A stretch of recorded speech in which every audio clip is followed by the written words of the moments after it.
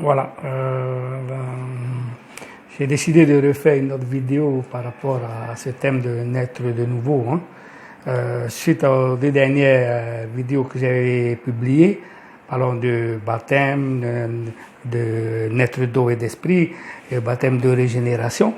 Ce matin, j'ai voulu terminer, je pensais terminer ce sujet la fois dernière, mais je pense que ce matin, je voulais refaire une autre vidéo, juste la dernière, pour clôturer cet enseignement sur la nouvelle naissance. Et ce matin, je pense que c'est important de bien comprendre et de rester dans le contexte.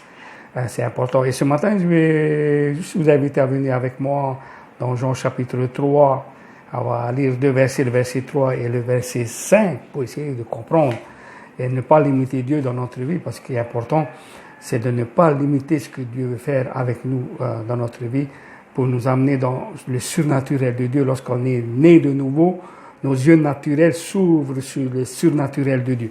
C'est important. Alors ce matin, dans Jean chapitre 3, verset 3, voici ce qui est écrit dans ce verset. En vérité, je te le dis, si tu n'es né de nouveau, tu ne peux voir le royaume de Dieu. C'est Jésus qui s'adresse à Nicodème. Je ne veux pas venir sur Nicodème, on peut dire beaucoup de choses sur Nicodème, mais c'est Jésus qui s'adresse à Nicodème et il va dire, si tu ne nais pas de nouveau, tu ne peux voir le royaume de Dieu. Et le mot grec qui est ici, qui définit ce verbe voir, c'est le mot aido. C'est le mot aido. Et ce mot-là veut dire voir, littéralement, ou avoir vu, ou apercevoir. Dans d'autres contextes, il est utilisé comme savoir ou connaître. Mais dans ce passage-là, concernant Nicodème, c'est dans ce sens littéral de voir le royaume de Dieu. D'accord? Prenons deux autres exemples. Allons dans Luc chapitre 19, verset 4. C'est l'histoire de Zachée. Zachée, c'était un homme de petite taille. Si vous ne connaissez pas l'histoire, allez voir dans Luc chapitre 19. Et il va entendre que le Seigneur Jésus va passer tout près de chez lui. Donc, étant de petite taille, qu'est-ce qu'il va faire? Le verset nous dit, il courut en avant et montant sur un sycomore pour le voir. C'est le mot aido. C'est pour le voir parce qu'il devait passer par là. Donc, littéralement, c'est dans le sens, le contexte, littéralement, nous dit, dans le sens de voir, littéralement. Pas de savoir, pas de connaître. Zachée ne connaît pas le Seigneur Jésus encore, donc pour le voir. Et un autre passage pour montrer le contexte, parce que c'est important de tenir compte de tout ça.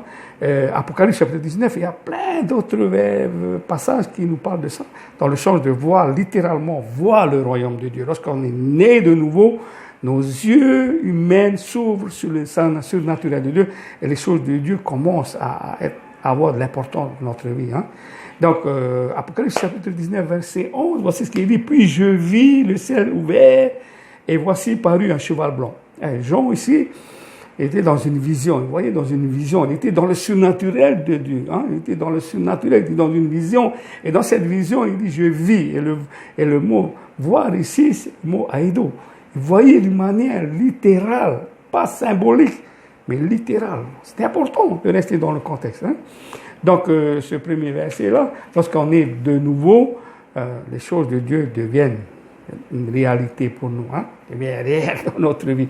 Et le deuxième passage que je vais partager avec vous ce matin, c'est le verset 5 de Jean chapitre 3. Voici ce qui est écrit. En vérité, je te le dis, si un homme ne naît d'eau et d'esprit, il ne peut entrer dans le royaume de Dieu. Je m'attarderai sur ce verbe entrer. C'est important parce que c'est pas comme le verbe voir en grec, aido, aussi, ici, entrer, c'est important de comprendre que c'est aussi dans le sens d'entrer littéralement. C'est pas symbolique, mais c'est d'entrer littéralement. Regardons quelques exemples qui parlent de ça.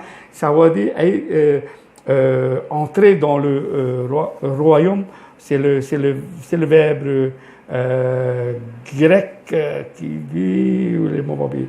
Voilà.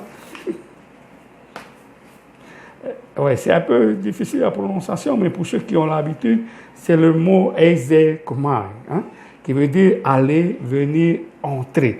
c'est dans les contextes, ça parle des hommes et des animaux qui entrent dans les maisons. Ça parle aussi de, ce mot est utilisé aussi lorsqu'on parle de Satan qui prend possession d'un corps, qui prend possession d'un corps.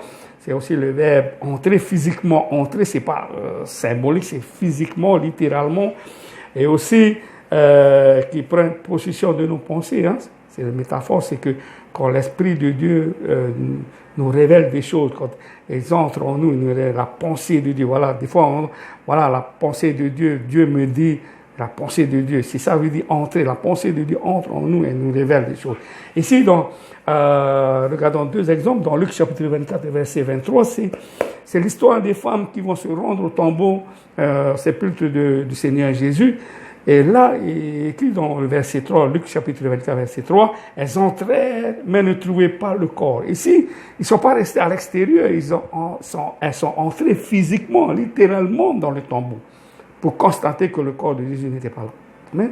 Donc, ce verbe-là, entrer, c'est vraiment entrer dans le surnaturel de Dieu, les amis. Ne limitons pas Dieu dans notre vie. Je ne suis pas en train de...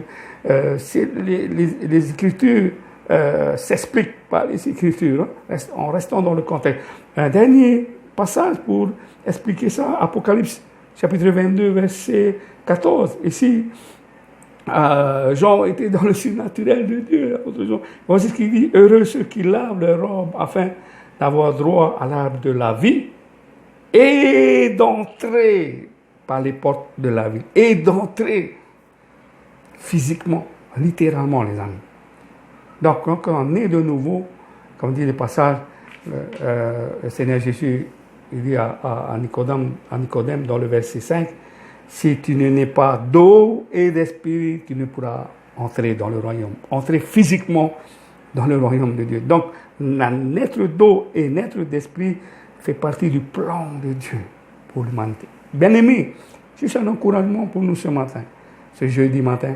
Le Seigneur vous bénisse et vous encourage à tenir ferme parce qu'il revient très bientôt. Il viendra chercher son épouse. Soyez bénis, je vous aime, je vous embrasse. Prenez soin de vous. À plus tard, à la prochaine. Nana.